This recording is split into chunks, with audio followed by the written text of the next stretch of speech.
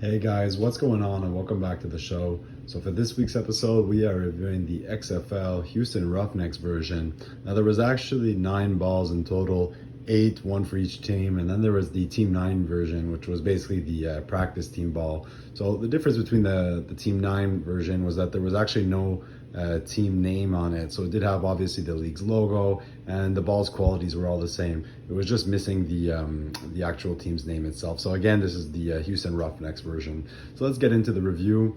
So this ball was made by a Big Game USA team issue, and it has a bunch of amazing features to it, making it quite a bit different from any other football. So starting with the leather, so this is Big Game USA's tactified red leather. It's got a basic red color to it, relatively easy to break in, and it has an excellent feel. Now the biggest thing you guys are going to notice is the X Pebble Technology.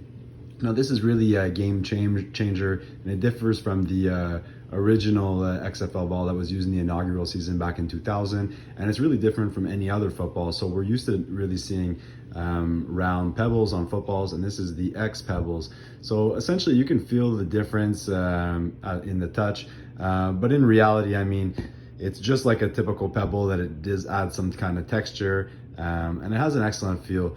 It also looks amazing on the ball, and it has an interesting effect when the ball does become broken in. Now this leather is actually, it's been really well preserved and really hasn't been used that much, and it isn't broken in, but they do have a different type of look when the leather does get broken in. So overall, excellent leather. X Pebble Technology was amazing. Aside from that, we got the laces. So these are Big Game USA's typical leather laces, a bit larger in depth and a bit wider than your typical laces, but they all really have an excellent overall feel and look on this ball. Aside from that, you got the stitches left and right of the laces, a bit rounder tips in typical Big Game USA team issue fashion, there for a bit of added texture and therefore grip.